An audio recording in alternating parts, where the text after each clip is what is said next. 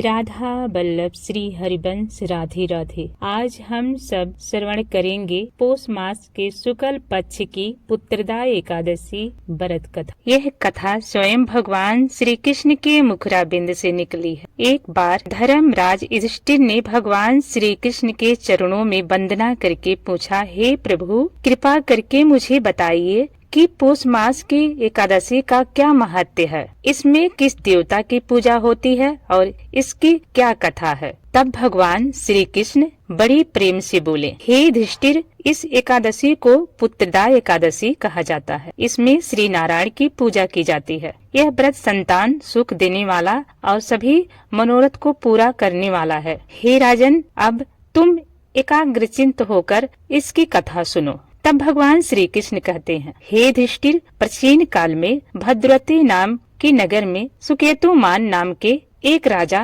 राज करते थे। उनकी रानी का नाम सभ्या था। राजा के पास सब कुछ था, पर संतान न होने के कारण वह और उनके पितरों हमेशा दुखी रहते थे। राजा को लगता था कि उनके बाद उन्हें पिंडदान कौन देगा। एक दिन राजा दुखी होकर चुपचाप वन की ओर चला गया। वन में पंछियों और जानवरों की आवाज सुनकर उसका मन और भी व्याकुल हो गया। चलते चलते दोपहर हो गई और राजा को बड़े ही तेज प्यास लगी। भाग्यवश वह एक सरोवर के पास पहुंचा, जहां ऋषियों के आश्रम थे।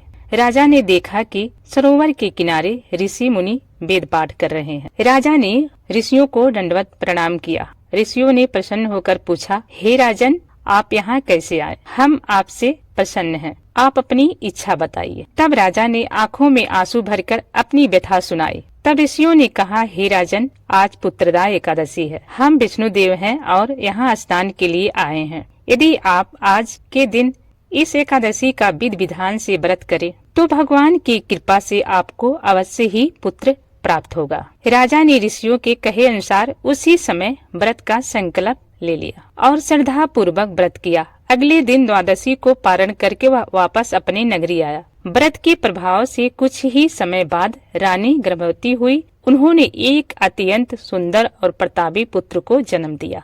भगवान श्री कृष्ण कहते हैं, हे युधिष्ठिर, जो भी मनुष्य इस पुत्रदा एकादशी का व्रत करता है उसे लोक में सुख और परम लोक में मुक्ति मिलती है। इस कथा को सुनने और पढ़ने से भी अश्वमेध यज्ञ के समान फल मिलता है। तो बोलिए लक्ष्मी नारायण भगवान की जय। अगर आप सभी को ये कथा अच्छी लगी हो तो कमेंट में राधे राधे जरूर लिखना। हरे कृष्णा।